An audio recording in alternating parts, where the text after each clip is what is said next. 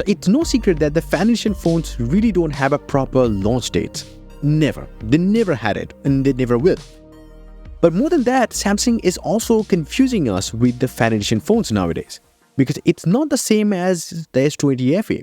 It doesn't have the same chipset as the flagship model, so it's not a proper watered-down variant of the Galaxy S series models. It's kind of something that is a little better than the Samsung Galaxy A7 lineup, but it's not very close to the S23 or the flagship Galaxy-based model. Recently, an e-com giant from India had released a teaser of an upcoming device from Samsung. Now, it could be the Samsung Galaxy S23 FE they are talking about, and that too, we have already seen the Samsung support pages going live for the S23 FE and so many other things. And more than that, the Flipkart Samsung Day is actually starting on 3rd of October. Now, that is not surprising considering Pixel 8, the most competitive phone of the Samsung Galaxy S23 FE, is launching on 4th of October. If all these things don't make sense, then here is a confirmation from Samsung itself. Samsung actually revealed this on Twitter. So Samsung will introduce the phone real soon, and the release date is gonna be 3rd of October. I think that's for sure. And if you don't believe that this poster is for S23 FE, well, here is another leak from Samsung itself showing the S23 FE and the other stuffs that are coming. Well, that just shows everything. Anyway, we've already seen what the S23 FE will look like. It's just gonna be a copy of the S23 with the same 6.4-inch panel, with the same amount of chin and the same kind of refresh rate that we have already seen inside the S21 FE that was launched quite a long time back. And also on top of that, it will come with the same under-display fingerprint scanner as the S21 FE, the same one. And one thing that is still confusing is actually the processor, but that has been cleared by none other than Google's own Play Console listing that seemingly also confirmed that we're gonna see the S23 FE real soon. That first shows 8GB of RAM, that is gonna be standard, even though they're gonna be 128 and 256GB of storage options. But one thing clearly we can see is that there are gonna be two processor options for two different markets. In one market, we're gonna see a processor with Cortex X2 core running at 2.9 GHz, 3 Cortex A17 cores running at 2.7 GHz, and 4 Cortex A510 efficiency cores running at 2.1 GHz. And that is Samsung's Exynos 2200. Yeah. And the other one, we can actually clearly see it's from Qualcomm, and that's the Qualcomm Snapdragon 8 Gen 1. Well, for those who want to know the Geekbench and the Antutu score of the Exynos 2200 versus Snapdragon 8 Gen 1, here it is. The Exynos 2200 performs 910,000, whereas the Snapdragon 8 Gen 1 performs 1,100,000, which is still a lot more than the Exynos 2200. But that's not only it. The Geekbench 6 result actually suggests that the Exynos 2200 performs 1571 in the single-core test, where the Snapdragon 8 Gen 1 performs 1655 in the single-core test. And the same thing can be said about the multi-core score. There is a big difference.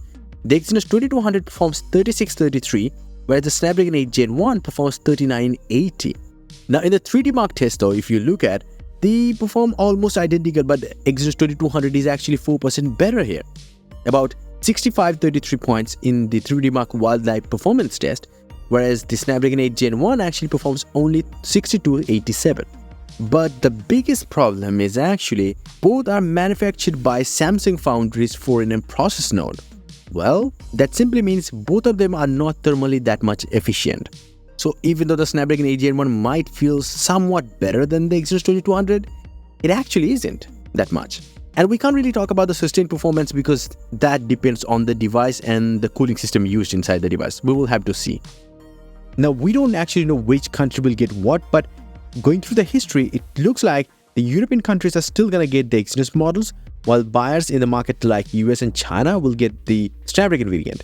But in India though, it is real confusing. In India, they already have S21 FE launched with the Exynos model, but they then reintroduced the phone with Snapdragon variant just recently. So the same thing can also be expected with the newer generation S23 FE. Also, another weird thing is that the S21 FE with the Snapdragon chip actually costs a lot more than the Exynos variant in India, and it is gonna be very close to the price of the S23 FE with Exynos chip. Gonna be really confusing. Anyway, other than that, the bigger change is actually coming in the main camera department. The S23 FE may feature the same 50 megapixel sensor as the Samsung Galaxy S23, the base model. Now, this sensor is a 1/1.56 inch sensor, which is fairly big. It's almost as big as the iPhone 15's 48 megapixel camera. It also has f1.8 aperture with optical image stabilization.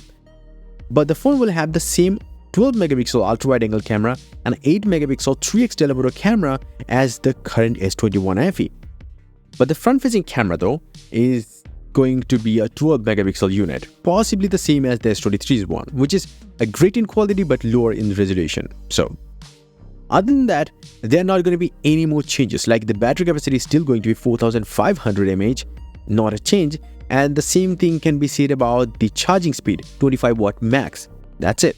And it will also come with the same IP68 rating, as well as no chargers in the box, the same 15 watt wireless charging, and definitely 5G. But one other change that might be minor change to you is that this phone will finally come with a glass back, unlike the past model which had a plastic back. And yeah, another thing is that color options wise, we have this teaser that shows all the colors. We don't know the names, but there is gonna be a purple, there is gonna be green, a whitish, and then definitely gonna be a black color option. So yeah, you can see it. So it's definitely an upgrade over the current S21 FE for sure, in terms of the chipset and all, but is it really a big upgrade? I don't think so, because the price tag is still gonna be quite high. In India, it will start at 55,000, whereas in the US, it will start at 699. The same price, same launch price as the S21 FE. So yeah, and it also doesn't have micro SD card support, so if you are thinking about that. But just like every single phone since the S20 FE, this phone isn't something that you should buy at the launch price. You should wait a little bit more, and this phone will go down in pricing real quick. And it will be definitely be worth to buy at $400 to $500 or so. Because after all, it comes with the One UI 5 and it will get 4 years of major updates. So yeah, that's a big thing. And also Samsung will also launch this Tab S9 FE and S9 FE Plus with this device. And the specs wise, these two devices will have IPS LCD screens, 120Hz adaptive refresh rate, about 9800 mAh battery for the Plus model, and the smaller model will come around 8000 mAh battery or so, 45 watt fast charging on both of them, and both the 11-inch Tab S9 FE and the 12.4-inch S9 FE Plus will be powered by the Exynos 1380 chipset, which is very close in terms of performance to the Snapdragon 778G processor, if you don't know. The Plus model will come with 8GB, 128GB of storage option and 12-256, whereas the smaller model, the S9 FE, will come with a 628GB model and a 12-256GB.